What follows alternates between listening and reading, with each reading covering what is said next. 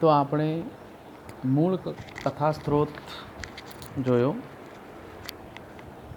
હવે એ મૂળ કથા સ્ત્રોતને આધારે નાકર પોતાનું આખ્યાન કઈ રીતે બાંધે છે એ આપણે જોઈએ. નાકાના આખ્યાનમાં મૂળનું અનુસરણ કેન્દ્ર સ્થાને છે. એટલે કે નાકરે મૂળ કથાને અનુસરવાનો પ્રયાસ કર્યો છે. ઉપર જે મૂળ કથા આપણે જોઈ તે કથાને નાકર ચંદ્રહાસ આખ્યાન નિમિત્તે 37 કડવામાં એ કથા કરે છે. એ કથાને આપણે થોડીક સંક્ષિપ્તમાં જોઈએ એટલે તમને બધાને ખ્યાલ આવશે. હંસધ્વજ નામના રાજાને સુદનવા અને સુરત નામે 2 પુત્રો હતા. એમને નર નારાયણને હરાવ્યા હતા અને શિવ સમક્ષ કમળ પૂજા ખાધી ત્યારે શિવે એમને સજીવન કર્યા. વેદવ્યાસે કહેલી કથા નારદજીએ અર્જુનને કહી છે. તે કથાની વાત આપણે કરીએ. કૈકલ નગરનો રાજા સુધર્મ વાંજ્યો હતો. એને પ્રભુ સ્મરણ કર્યું અને એની પત્ની અંગસેનાએ પુત્રને જન્મ આપ્યો. ત્યારે જોશીએ જન્મ પત્રિકા જોઈને કહ્યું કે આ પુત્રનો જન્મ મૂળ નક્ષત્રમાં થયો હોવાથી આ બાળક 1 વર્ષનું થશે ત્યારે રાજ્ય પર સંકટ આવશે. પુત્ર 1 વર્ષનો થતાં જ રાજ્ય પર દુશ્મન ચડી આવ્યા. રાજ્યમાં રોગચાળો ફેલાયો, પ્રજાનો નાશ થયો, રાજા મૃત્યુ પામ્યો, રાણી સતી થઈ અને ધાત્રી અનાથ બનેલા બાળકને લઈ કુંતલપુર ગઈ અને એક બ્રાહ્મણના ઘરે કામવાળી તરીકે રહી અનાથ બનેલા રાજકુંવરને પુત્રની જેમ ઉછેરવા લાગી. આ કુંવર હજુ 3 જ વર્ષનો થયો કે ધાત્રીનું પણ અકસ્માત અચાનક મોત થયું. અબોધ બાળક ફરી અનાથ બન્યું.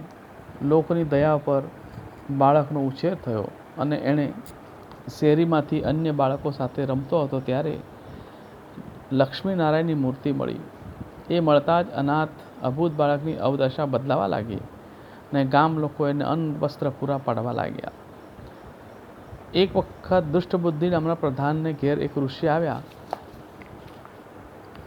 અને એમની દ્રષ્ટિ આ અનાથ બાળક પર પડતા પોતાની પાસે બોલાવ્યું, ભોજન કરાવ્યું, વસ્ત્રાભૂષણ આપ્યા અને આ બાળક ગયું ત્યારે ઋષિએ પ્રધાન દુષ્ટબુદ્ધિને કહ્યું કે આ બાળકના લક્ષણો સારા છે, તે જ ભવિષ્યમાં તારો જમાઈ થશે. આ સાંભળી દુષ્ટબુદ્ધિ આવો અનાથ રખડેલ છોકરો પોતાનો જમાઈ બનશે એવી ભવિષ્યવાણી સાંભળતા જ ગુસ્સે થઈ એ મારાઓને બોલાવી આ બાળકને વનમાં લઈ જઈ તેને મારી નાખવાની આજ્ઞા કરે છે. આ મારાઓ એટલે કે હત્યારાઓ ચંદ્રહાસને વનમાં દૂર સુધી લઈ જાય છે અને મારી નાખવાની કોશિશ કરે છે. પરંતુ આવા નિર્દોષ બાળકને જોતા એમના મનમાં દયાનો ભાવ ઉત્પન્ન થાય છે અને ચંદ્રહાસની 6ઠ્ઠી આંગળી કાપીને એ બાળકને વનમાં રઝળતો છોડી દુષ્ટબુદ્ધિ પાસે જઈને બાળકના મૃત્યુના સમાચાર સંભળાવી દે છે. બીજી તરફ કુંતલપુરનો રાજા કુલિન વનમાં શિકાર કરવા માટે નીકળ્યો. તેણે આ સુંદર બાળકને જોયો અને એના પર વહાલ ઉભરાતા દયાથી તે બાળકને પોતાની સાથે લઈ જાય છે અને પોતાની પત્ની રાણી મેઘાવતીને તે બાળકની વાત જણાવી તેને ઉછેરવાનું કહે છે. મેઘાવતી એ જોશીને બાળક બતાવ્યું અને જોશીએ તેના લક્ષણો જોઈ કુંડળી માંડી જણાવ્યું કે આ બાળક ભાગ્યશાળી છે અને ચંદ્ર જેવા શીતળ હાસ્ય કરતું હોવાથી એનું નામ ચંદ્રહાસ પાડ્યું. રાજા રાણીએ એને જાતક કર્મ વિધિ કરાવ્યો અને ખોળે લઈ જોને અપાવી 8મે વર્ષે ભણવા મૂક્યો. પરંતુ ચંદ્રહાસનું મન ભણવાને બદલે ભક્તિમાં વિશેષ રસ હતું. જેમ જેમ દિવસ પસાર થતા ગયા તેમ તેમ ચંદ્રહાસ મોટો થતો ગયો અને ચંદ્રહાસ 16 વર્ષનો યુવાન થયો ત્યારે માતા પિતાની આજ્ઞા લઈ 4 ખંડ જીતવા 7 અશ્વ અને 5 રથ લઈ નીકળ્યો. પરાજિત રાજાઓએ ચંદ્રહાસને બદલામાં દ્રવ્ય આપ્યું ત્યારે વિષ્ણુ ભક્ત ચંદ્રહાસે એમને 11 વ્રત રાખવાનું ફરમાવ્યું અને નગરમાં પણ ઢોલ વગાડી લોકોને 11 વ્રત કરવાની સૂચના આપે છે. આથી પ્રજા પણ 11 વ્રતધારી બની અને એના પુણ્ય પ્રતાપે રાજ્યમાં ખૂબ સારો વરસાદ થયો, પુષ્કળ અન્ન પેદા થયું, સર્વત્ર આનંદ છવાયો. અનેક રાજ્યો જીતીને ચંદ્રહાસ પરત આવ્યો. માતા પિતાને મળવા ગયો અને એમને પણ એકાદશ વ્રત રાખવા જણાવ્યું. માતા પિતા આવા ધાર્મિક અને ભક્ત એવા પાલક પુત્ર પર ખુશ થયા, પરંતુ પિતાએ ચંદ્રહાસને જણાવ્યું, કુંતલપુરના રાજાના પ્રધાન દુષ્ટબુદ્ધિનું આપણે ઋણ ચૂકવવાનું છે. આથી સેવકોને ભેટ દેવા કુંતલપુર મોકલ્યા. કરજ લેનાર રાજા કુંતલ પોતે ભેટ લઈને ન આવ્યો, તેથી પ્રધાન દુષ્ટબુદ્ધિ ગુસ્સે થયો અને રાજાને જણાવ્યું, અભિમાની કુલિંદ પોતે ન આવ્યો, આપ આજ્ઞા આપો તો હું જાતે એની પાસે દ્રવ્ય લઈ આવું. કુંતલપુર રાજાએ પ્રધાનને કુલિંદ પાસે જવાની રજા આપી. દુષ્ટબુદ્ધિ કુંતલપુરની કુલિંદ નગરમાં આવ્યો અને અપુત્ર એવા રાજાના યુવરાજ પુત્ર ચંદ્રહાસને જોતા દુષ્ટબુદ્ધિને આશ્ચર્ય થયું. એને રાજા કુંતલને પણ આ બાબતે પૂછતા કુલિંદ રાજાએ વનમાંથી મળેલા અને કપાયેલી આંગળીવાળા અનાથ બાળકની વાત કરી. દુષ્ટબુદ્ધિને જાણ થઈ કે તેની ભવિષ્યવાણી સાચી પડી છે, અર્થાત મારાઓને જે કામ સોંપ્યું હતું એ એમણે પૂરું કર્યું નથી. મનોમન ગુસ્સે થયેલો દુષ્ટબુદ્ધિ ચંદ્રહાસને ફરી મારવા માટે કાવતરું ઘડે છે અને યુવરાજ ચંદ્રહાસને કુંતલપુર પોતાના પુત્ર પાસે ગુપ્ત સંદેશ સાથે મોકલે છે અને એ સંદેશમાં એ લખે છે કે આ પત્ર લાવનારને તાત્કાલિક વિષ આપવું. ચંદ્રહાસ એક સેવક સાથે ગુપ્ત સંદેશ લઈને મારતે ઘોડે કુંતલપુર પહોંચ્યો. થાકેલો હોવાથી અશ્વને ઝાડ સાથે બાંધી નગર બહારના ઉદ્યાનમાં આરામ કરવા બેઠ્યો અને થાકને કારણે ઊંઘી ગયો.